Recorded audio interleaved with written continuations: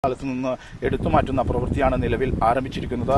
വനവകുപ്പിന്റെ അടക്കം ഡ്രോൺ ഉപയോഗിച്ചുള്ള പരിശോധനയും നടക്കുന്നുണ്ട്. ഇനി വീഴുന്ന തരത്തിൽ ഏതെങ്കിലും പാറക്കഷ്ണങ്ങൾ നിൽക്കുന്ന തരത്തിലുള്ള പരിശോധനകൾ നടത്തുന്നു. ഏതായാലും ശാസ്ത്രീയമായ ഒരു പരിശോധനയ്ക്ക് വിധേയമാക്കണമെന്ന് ചുരം റോഡുമായി ബന്ധപ്പെട്ട ശാസ്ത്രീയമായ പരിശോധനകൾക്ക് വിധേയമാക്കുമെന്ന് കളക്ടർ DR മേഘശ്രീ അറിയിച്ചിരുന്നു. കോഴിക്കോട്, വയനാട് ജില്ലാ ഭരണകൂടങ്ങൾ സംയുക്തമായാണ് ഇത്തരമൊരു തീരുമാനത്തിലേക്ക് എത്തിച്ചേർന്നത്. കാരണം ചുരം റോഡ് 2009 സെസ്സിന്റെ അടക്കം പഠന റിപ്പോർട്ടിൽ കൃത്യമായ മാർഗനിർദ്ദേശങ്ങൾ ഉണ്ടായിരുന്നു. വലിയ വാഹനങ്ങൾക്ക് അമിതഭാരം കയറ്റി വരുന്ന വാഹനങ്ങൾ നിയന്ത്രിക്കണമെന്നൊരു തരത്തിലുള്ള നിർദ്ദേശങ്ങളുണ്ടായിരുന്നു. ചുരത്തിന് ഭീഷണിയാകുന്ന തരത്തിലുള്ള വാഹന നിയന്ത്രണം ഇത്തരത്തിൽ നിയന്ത്രണം വരുത്തണമെന്ന നിർദ്ദേശങ്ങളൊക്കെ ഉണ്ടായിരുന്നു. ഇതൊന്നും നടപ്പാക്കപ്പെട്ടില്ല. അതോടൊപ്പം തന്നെ ബിൽഡിംഗുമായി ബന്ധപ്പെട്ട നിർമ്മാണ രീതികളെല്ലാം ചുരത്തിന് അപകട ഭീഷണി ഉയർത്തുന്നു എന്ന തരത്തിലുള്ള റിപ്പോർട്ടായിരുന്നു സെസ് അന്ന് നൽകിയിരുന്നത്. പക്ഷേ ഇതൊന്നും പ്രാവർത്തികമാക്കാൻ കഴിഞ്ഞില്ല. ഏതായാലും ഇപ്പോൾ നിലവിൽ ചുരം റോഡുമായി ബന്ധപ്പെട്ട സുരക്ഷാ പ്രശ്നങ്ങളും അതോടൊപ്പം ചുരം റോഡിലെ നിലവിലെ അവസ്ഥയുമായി ബന്ധപ്പെട്ട കാര്യങ്ങളിലൊക്കെ ഒരു വിദഗ്ധ സമിതിയുമായി ബന്ധപ്പെട്ട പഠനം നടത്തേണ്ടി വരുമെന്നാണ്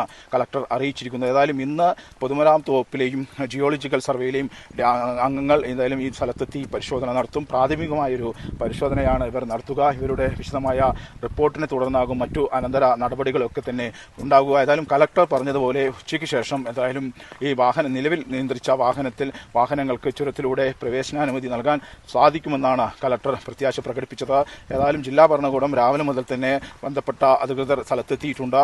ടി സിദ്ദീഖ് അടക്കമുള്ള MLA അടക്കമുള്ള ആളുകൾ, അതോടൊപ്പം ജില്ലാ പഞ്ചായത്ത് പ്രസിഡന്റ് ഷംഷാദ് മരക്കാർ അടക്കമുള്ള ജനപ്രതിനിധികൾ എല്ലാവരും സ്ഥലത്തെത്തി സ്ഥിതിഗതികൾ വിലയിരുത്തി.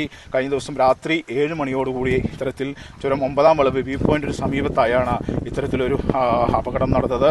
റോഡിലേക്ക് അടർന്നു വീണ പാറക്കഷ്ണങ്ങൾ ഒരു തരത്തിലും വാഹനങ്ങൾക്ക് കടന്നു പോകാൻ കഴിയാത്ത തരത്തിൽ തടസ്സം സൃഷ്ടിക്കുകയായിരുന്നു. പിന്നീട് ഏറെ നേരം ശ്രമപ്പെട്ടാണ് ഇത്തരത്തിൽ ഈ തടസ്സങ്ങളൊക്കെ തന്നെ നീക്കാൻ കഴിഞ്ഞത്.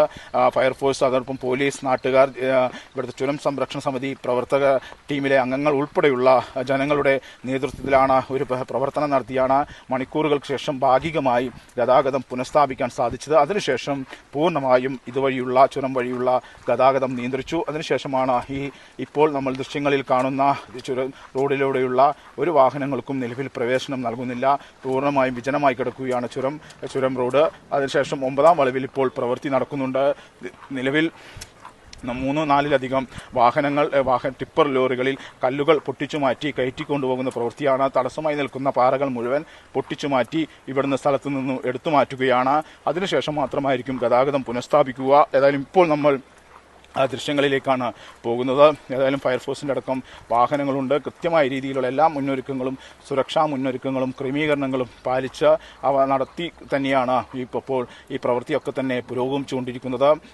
ഇത്തരത്തിൽ പഠന വിധേയമാക്കണം എന്ന് കളക്ടർ പറയുന്നത് കാരണം ചുരം നിരവധി യാത്രികർ ഉപയോഗിക്കുന്ന ഒരു ദേശീയ പാതയാണ്. ബാംഗ്ലൂരിലേക്കൊക്കെ ഇതുവഴിയാണ് കടന്നു പോകുന്നത്. അതുകൊണ്ട് തന്നെ നിരവധി ചരക്ക് വാഹനങ്ങളടക്കം ഇതുവഴി കടന്നു പോകുന്നുണ്ട്. വയനാട്ടിലേക്കുള്ള ഏക സഞ്ചാരമാർഗമാണ്. അതുകൊണ്ട് തന്നെ ഇതുവഴിയുള്ള യാത്രാക്ലേശം നിരവധി തവണ വലിയ തരത്തിൽ ഗതാഗത കുരുക്കിനൊക്കെ കാരണമായിരുന്നു. ചെറിയ രീതിയിലുള്ള തടസ്സങ്ങൾ ഉണ്ടായപ്പോലും വലിയ ഗതാഗത തടസ്സം സൃഷ്ടിക്കുന്ന ഒരു പാതയാണ് ചുരം റോഡ്. അതുകൊണ്ട് തന്നെയാണ് ഇത്തരത്തിൽ കഴിഞ്ഞ ദിവസമുണ്ടായ ഈ അപകടത്തെ തുടർന്ന് മണിക്കൂറുകളോളം ആളുകൾക്ക് ഇത്തരത്തിൽ ഈ വനപാതയിൽ കുടുങ്ങിക്കിടക്കേണ്ട ഒരു സാഹചര്യമുണ്ടായത്. ആ തടസ്സങ്ങളാണ് ഇപ്പോൾ നിലവിൽ നീക്കിക്കൊണ്ടിരിക്കുന്നത്. വലിയ ഇറ്റാച്ചികളും എസ്കലേറ്ററുകളും എത്തിച്ച് സ്ഥലത്തു നിന്നും ഈ പാറ മുഴുവൻ പൊട്ടിച്ചു നീക്കി അവ മറ്റൊരു സ്ഥലത്തേക്ക് കൊണ്ടുപോകാനാണ് നിലവിൽ തീരുമാനിച്ചിരിക്കുന്നത്. ജില്ലാ ദുരന്ത നിവാരണ അതോറിറ്റിയുടെ അടക്കം ഉദ്യോഗസ്ഥരുടെ സ്ഥലത്തെത്തിയാണ് ഈ പ്രവൃത്തികൾ എന്തായാലും നടന്നുകൊണ്ടിരിക്കുന്നത്. നമുക്ക് ദൃശ്യങ്ങളിൽ കാണുന്നത് പോലെ ഇപ്പോൾ അവിടെ പ്രവൃത്തികൾ തുടരുകയാണ്.